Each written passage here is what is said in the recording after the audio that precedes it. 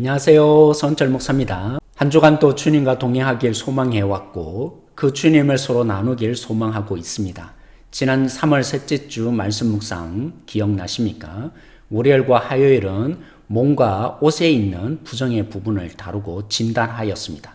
그리고 수요일과 목요일은 이제 깨끗하여졌을 때 어떻게 공동체로 돌아오게 하는지를 보여주고 있는 본문입니다.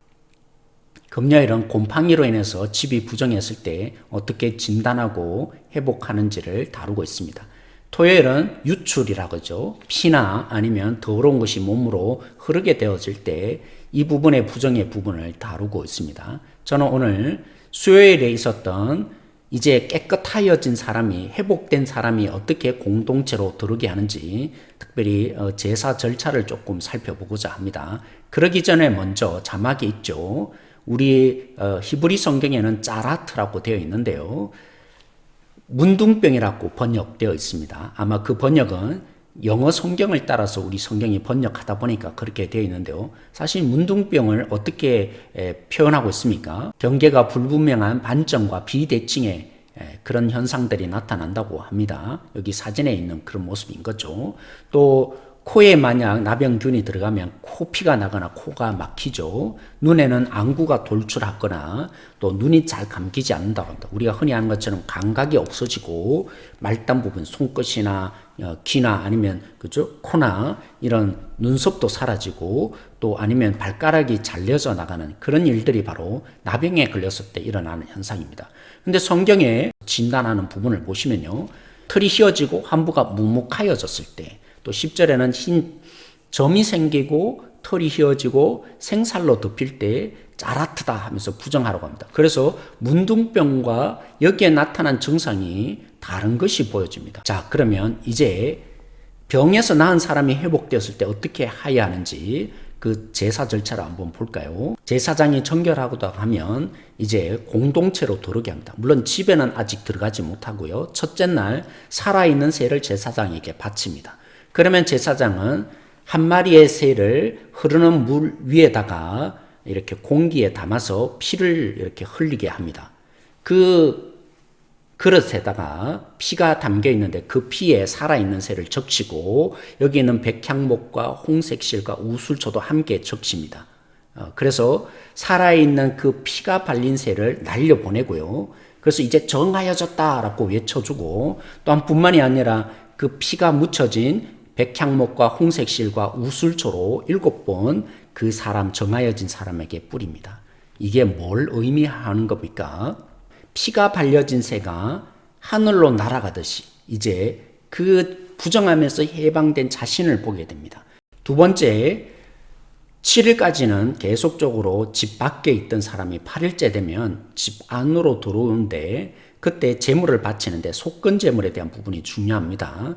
그 속건제의 피를 담아서 오른쪽 깃볼과 정하여진 그 사람의 깃볼과 오른쪽 엄지손가락과 오른쪽 발에 바릅니다. 오른쪽은 정상 또 힘의 시작을 상징하는 거죠. 그래서 예수님이 부활하신 후에 하나님의 우편에 앉아 계시다. 그래서 그런 그림 언어를 표현한 겁니다. 근데 이게 참 재밌는 것이 뭐냐면 제사장을 세울 때도 똑같은 이런 제사의 비슷한 절차, 그 제사장도 바쳐진 제물에 피를 담아서 오른쪽 엄지손가락과 오른쪽 깃볼과 오른쪽 발가락에 이렇게 바르죠.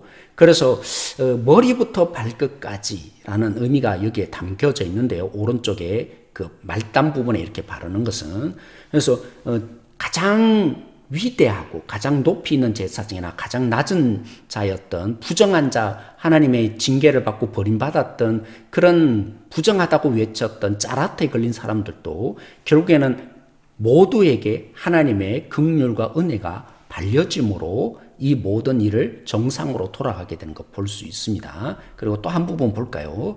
제물의 부분인데요.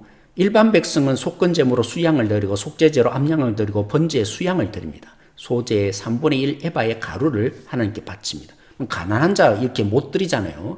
그래서 하나님의 조치를 취해 주셨습니다. 속죄제에 비둘기를 드릴 수 있고 번제 수양 대신에 비둘기를 또한 드릴 수 있고 소재의 10분의 3 에바에서 10분의 1 에바의 가루만 드리면 됩니다.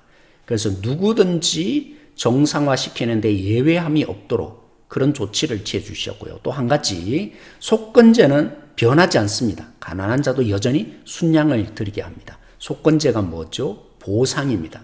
하나님이든 사람에게 피해를 입혔을 때 보상하는데 그 보상 자체를 낮추면 안 되겠죠.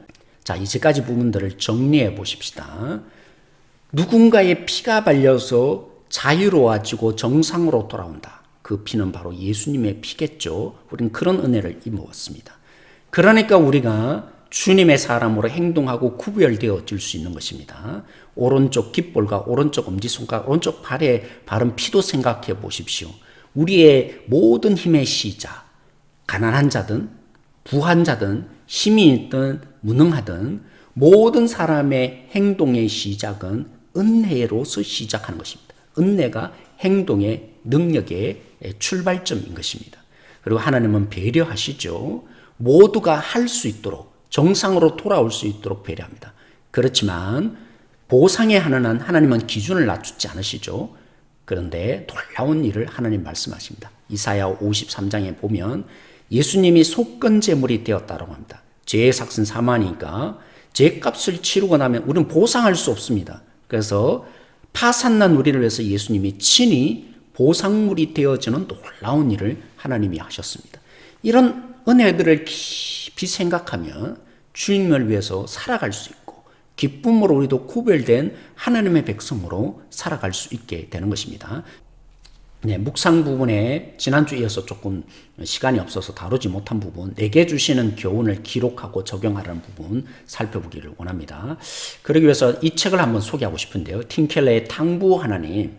현대 그리스도인들은 그리고 예전도 마찬가지고요. 우리는 예수님을 믿음에 오해가 일어나서 복음을 제대로 이해하지 못해서 두 번째 아들처럼 방종하고 살든지 아니면 첫 번째 아들처럼 율법주의로 산다.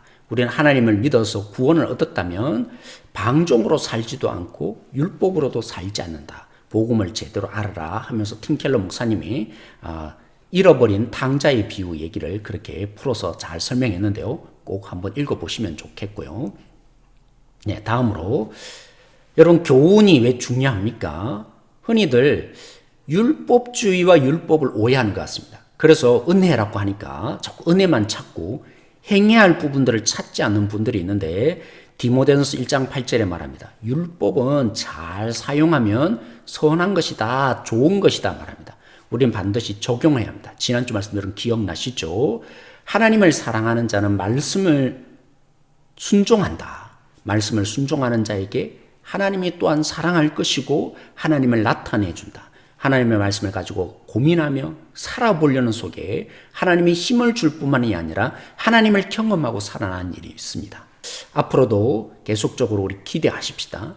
다음 주에 또 어떤 말씀이 주어질까 기대하는 우리가 되어지길 소망합니다. 평안하세요.